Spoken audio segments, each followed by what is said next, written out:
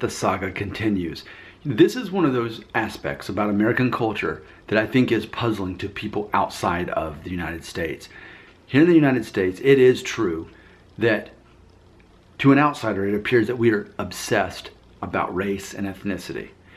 But what I always like to remind everyone is, if you live here, then you're exposed to this every day through paperwork. And let me share this comment. Our good friend Fab French has been watching my channel for a while now.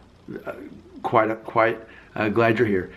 He commented on a video I made called Trump's $5.7 billion wall, a white, Hispanic, Mexican, libertarian perspective. And that's me. I labeled myself, I self-identified as a white, Hispanic, Mexican American. Why did I do that? I think most people who are not American would just see me as, yeah, he's just a white guy. What's the big deal? Why even say he's a white guy? Who cares? He's American. I think that's what people outside the United States would say. It's not the same way here in America, though. I'm going to tell you a story. So last week, 2 weekends ago, my parents were in town, and we were all at the grocery store. They like the grocery store that we live near. They can get all this extra stuff there. And so they went with my family. We were buying groceries, and I saw one of my daughter's teachers from preschool there. And so immediately I took all my family over and I said, hey, look, it's the teacher there. And my wife and I talked to the teacher and her husband, and my parents were there, and oh, my parents are in town, and they were like 10 feet behind me, kind of did like that, and moved on. Well, the next week, a couple days later, I saw the teacher, and she asked me, she said, hey, let me ask you something. Is your mom Hispanic? Is she Spanish? And I said, yeah. She said, well, my husband asked me.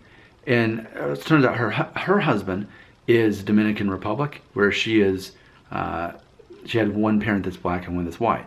And I didn't even know that. I never came up before. But her husband, being Hispanic, saw my mom without even hearing her say anything, Spanish or English or anything, from more than 10 feet away, picked up on the fact that she's probably Hispanic. She's Spanish, she's something of that sort.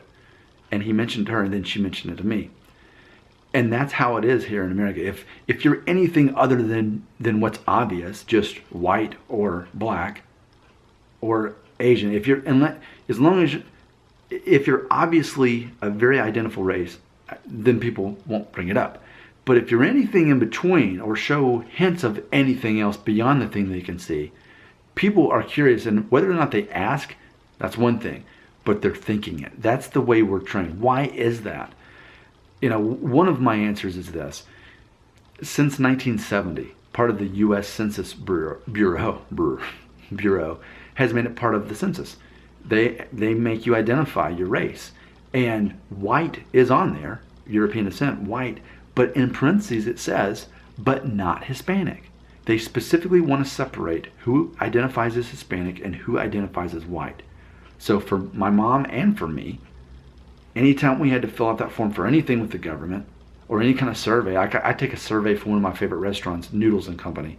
I get this free, I get like a free salad if I fill out a survey every time, and they ask for you to identify your race and ethnicity, and white or Hispanic. I choose Hispanic because for me, I feel like I'm lying if I just say white, because it's white, not Hispanic. Well, even though it's a Mexican grandmother we're referring to that was 100% Mexican, even though she was born here, her parents came from Mexico, I can't deny that. To choose white is to say not Hispanic. I can't. To me, that's lying.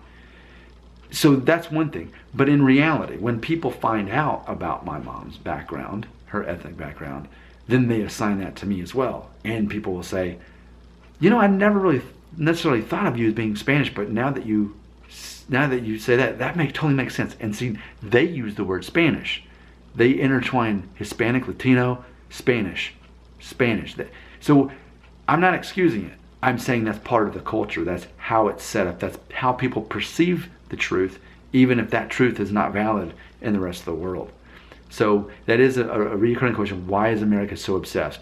Well, probably it has a lot to do with our icky past with the way we've treated minorities, especially people of African descent. But around the time of 1970, when they added that to the survey, they started realizing we need to start planning for the future of the Hispanic population as far as Spanish language and that sort of thing. We need to kind of get a grasp on how much of our population and which parts of the country are largely Hispanic. So that's my best way of answering that question. I know that's got to be challenging for a lot of the things I said in this video if you're not of American culture. But I think if you are of American culture, even if you think some of it's kind of silly, you at least recognize, yep, that's how it is there. You got more to say? I hope you do. Comments right here.